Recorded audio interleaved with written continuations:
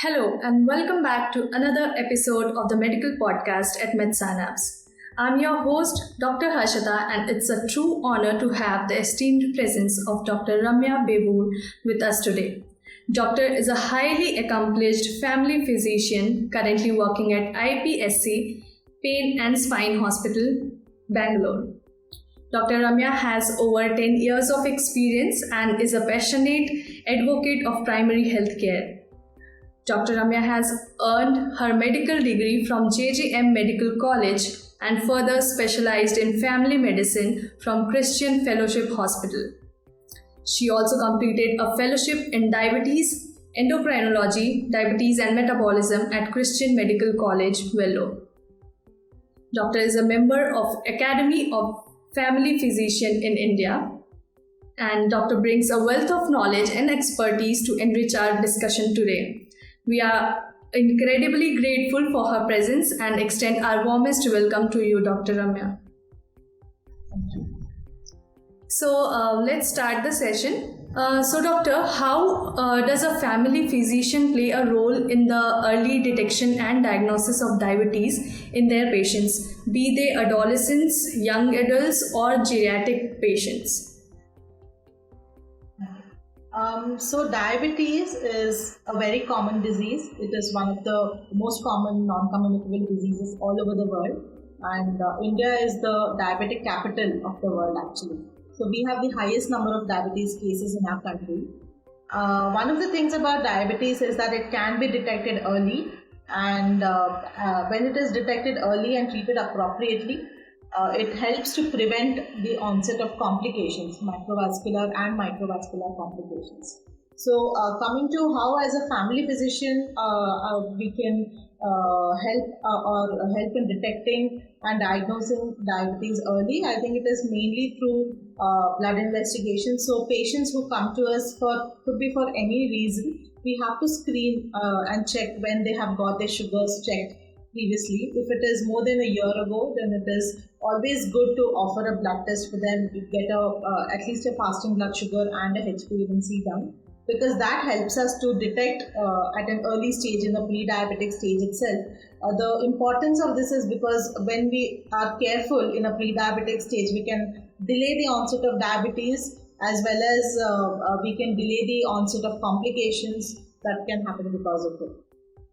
Yes, doctor, thank you for your insights. And yes, early detection and diagnosis are crucial to reduce the burden of the diabetes on the individual and the society, and enhance patient outcomes and promote better overall health and well-being. So, doctor, to proceed with the next question, I would like to ask, what are the essential components of a comprehensive diabetes management plan that you typically recommend to these three categories? Okay. So the management of diabetes is not just medications. Unlike what a lot of people have this misconception that if I have diabetes, then I have to be on lifelong medications. But the management is actually fourfold. So it includes diet, exercise, medications, as well as preventive measures to prevent complications. So all of these four things are very important. So mainly, talking about the diet, where I always tell my patient that it is 30% each. I cannot only take medications and control my diabetes, nor can I only do a diet and control my diabetes, nor just exercise and control. It's a combination of all of this that needs to be done. So being on a diabetic diet, watching what we eat, and doing regular exercises, along with this, when we take the help of medications, as less as possible, but then depending on the level of sugars and depending on the age, depending on the complications, the type of diabetes, medications will be advised. So along with all this, prevention of complications like neuropathy, retinopathy, nephropathy, etc. These can be done through regular foot examination, annual blood checkups, annual examinations, and visit to the doctor as well. Yes, doctor. Thank you. And doctor, how do you collaborate with other healthcare specialists such as endocrinologists or dietitians to provide holistic diabetes care?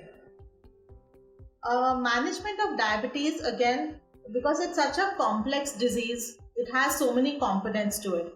It is not just about giving diabetic medications. There are so many other things. So it's a team effort to manage diabetes actually. So mainly the family physician or the primary healthcare provider who does regular follow-ups, because a patient cannot visit an endocrinologist every 3 months. Maybe some people can, but most people cannot afford. And in our country, it's difficult for us to be able to meet an endocrinologist every 3 months for the management of our diabetes. But yes, in case of extremely uncontrolled sugars, in case of young diabetics, in case of any associated complications, it's always good to take an advice from an endocrinologist. Resistant diabetes, not responding to medications. So these are some cases wherein an endocrinologist might have to step in order to control the sugars. Along with that, otherwise, a regular follow-up with your family physician is more than enough, because they will be able to adjust your dosage, do a regular examination and checkup, see how your sugars are controlled, look for complications, screen for it, do your annual checkups. All of that can be done with a family physician itself. Along with these doctors, we also need the help of a nutritionist, because like I said, in the management of diabetes, diet plays a very, very vital role. What we eat is very important in how well our sugars are controlled. So getting the help of a certified dietitian who is able to give a proper diabetic diet and give them the education as to how they can incorporate it in their daily lives. Because diabetic diet again is lifelong. It is not just like a weight loss diet. Okay, you do it for a few months till you lose some weight and then you're fine. It's not like that. It's a lifelong thing.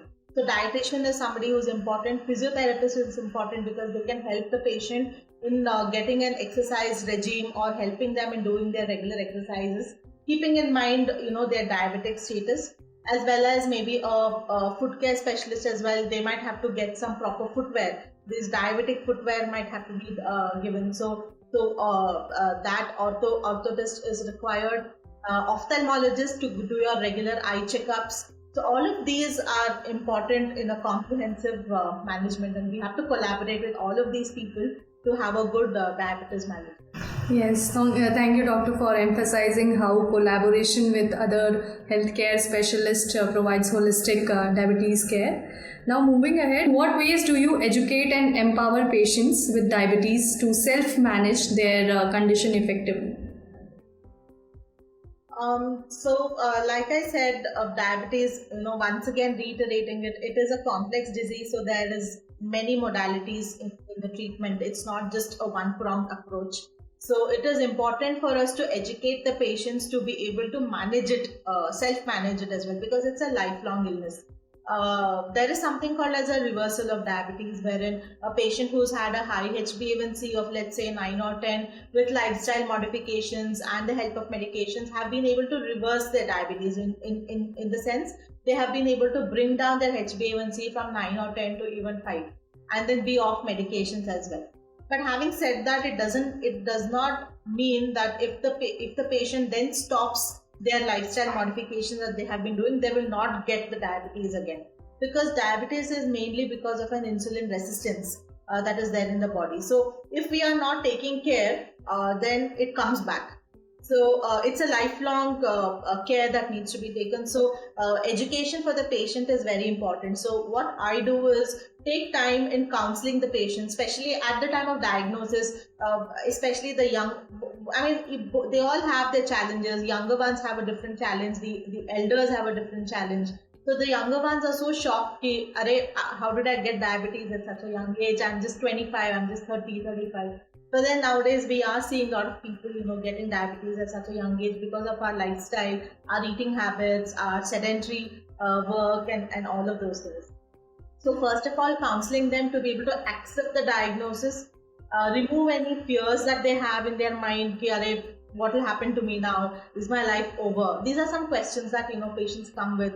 They're like, what will happen? Can I get married? Can I have children? Will I live to see 60, 70, or will I die at 50? There are so many questions that they have. So addressing those fears is very important. At the same time, planning a management for them, because for me especially, I believe in giving as less medicines as required. So I try to give them just what is required to sort of control their sugars. So sitting with them and trying to find out how they can incorporate diet in their lifestyle, incorporate exercise as well as the medications, because it's all very easy when we say it on theory, but then practically they'll be working on a 9 to 6 or 7 job. They'll need to find time for exercise. It's a challenge.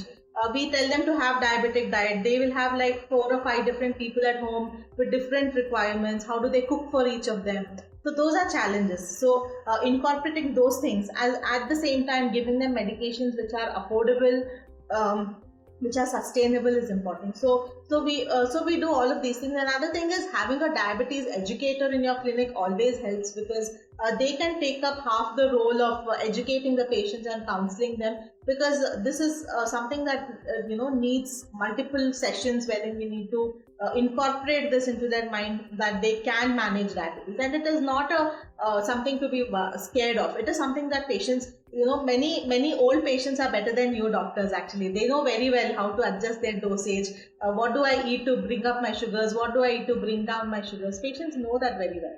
So helping them to self-monitor, helping them to test their glucose levels at home using a glucometer, doing a self-foot examination to look for any diabetic food, look for any injuries or any ulcers. So these are some things that are part of a self-management of diabetes that we do teach the patients about, but not everything in one session, but then one after the other, like one at a time. So moving ahead, Doctor, can you elaborate on the importance of ongoing monitoring and regular checkups of diabetes patients under the care of family physician? It's extremely important that diabetic patients are regularly monitoring their sugars. Self-monitoring of their sugars at home using a glucometer is a very good thing. It is very easy to use, not very expensive, and it gives the patient also a sense of control over their disease. So they feel a little more empowered when they know how to check their sugars. They know when it is going up and when it is going down. Also, regular checkups, like you said, especially HbA1c, to look at the glycemic control every 3 months. If the sugars are well controlled, you can do it every 6 months, also not an issue. Doing a foot examination at every visit, at least like every 3 months.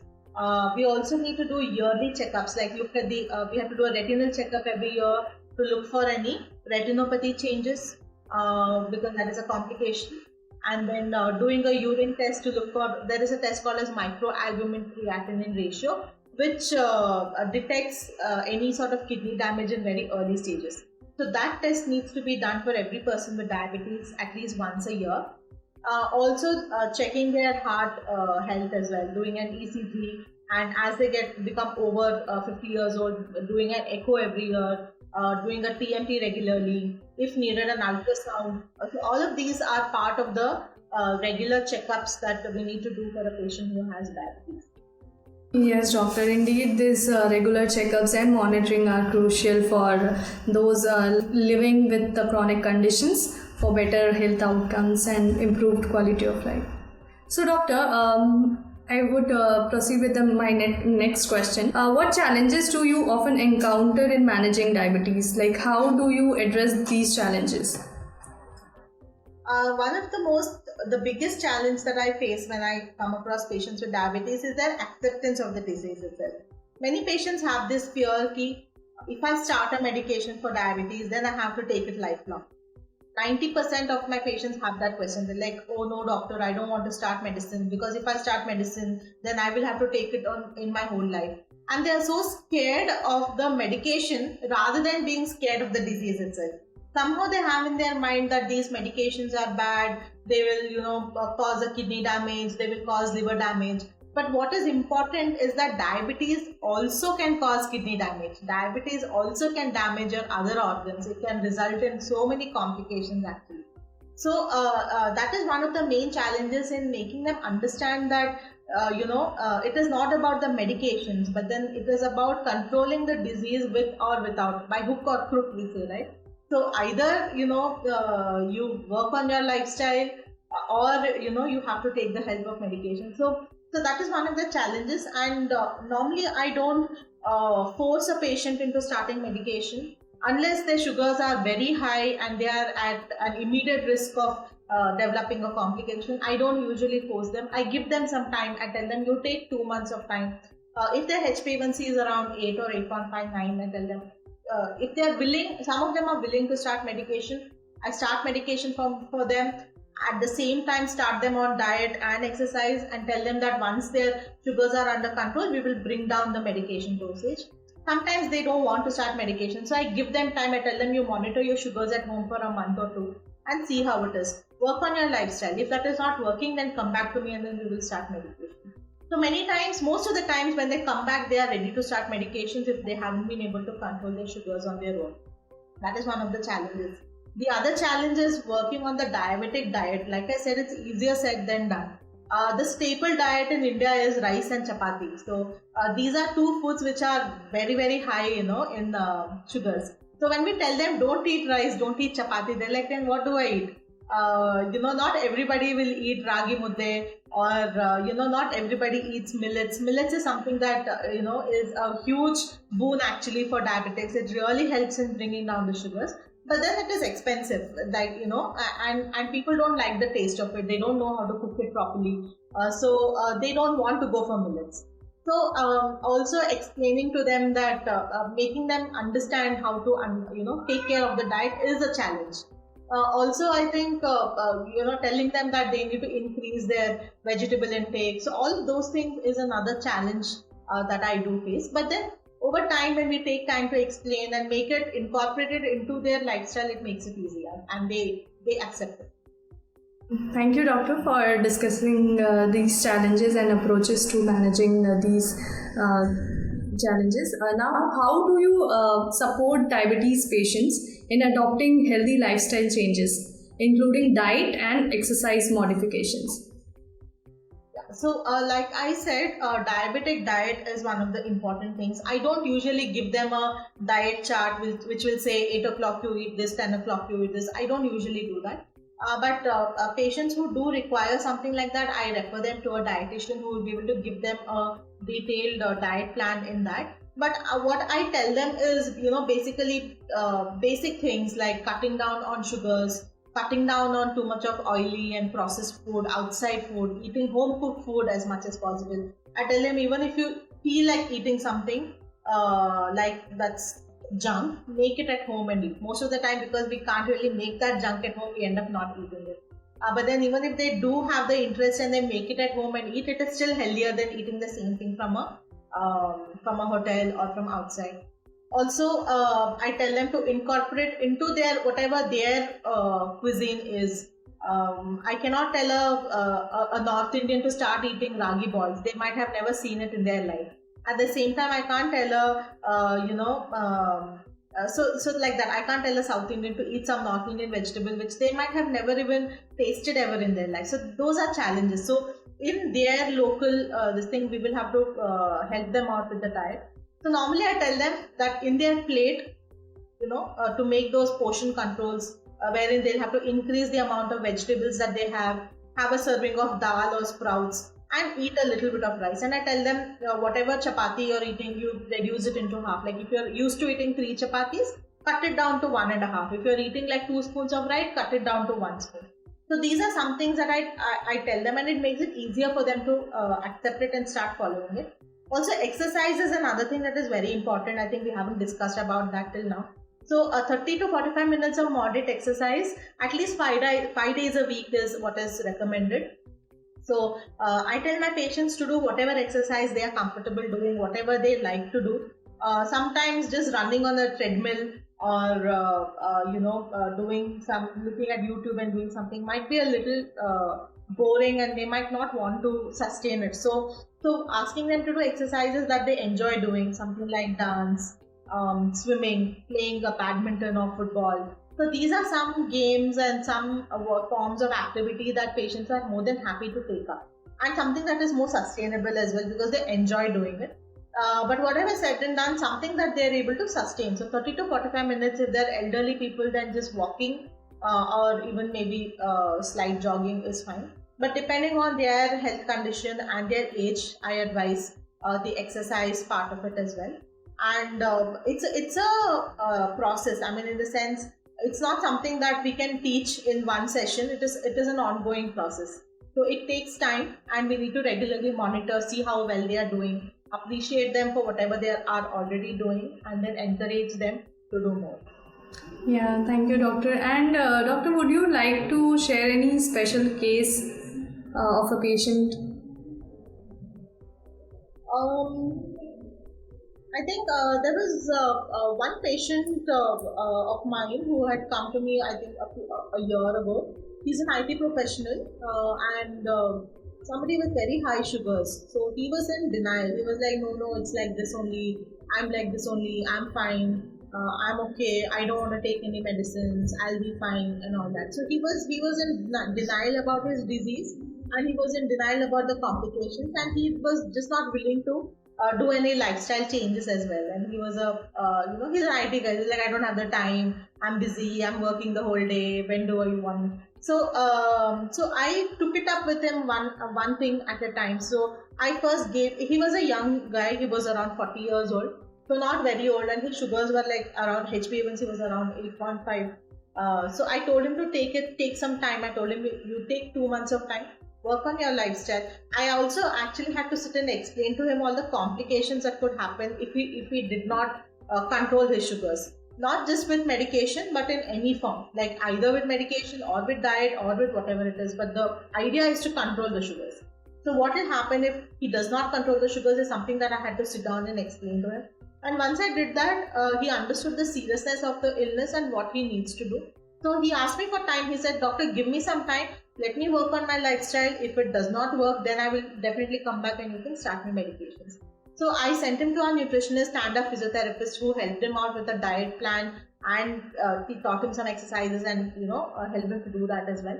He did that for 2 months. He came back with a repeat HbA1c. The sugars were not like very well controlled. It was around 8 at that time. It was 8.6 earlier. But this time he was willing to start medications and go with his lifestyle modification as well. So I started him on metformin, which is like the easiest medication to give and the safest. Of course, it has its own side effects, but then that is one of the safe medications for diabetes that we use, and something that works very well, does not cause hypoglycemia and all that. So started him on metformin, and he went and met the dietitian again, went and met the physiotherapist again. And then he came back again after 3 months, and then his sugars were much better now. His HbA1c had come down to 7.2, 7.2. So he was very happy.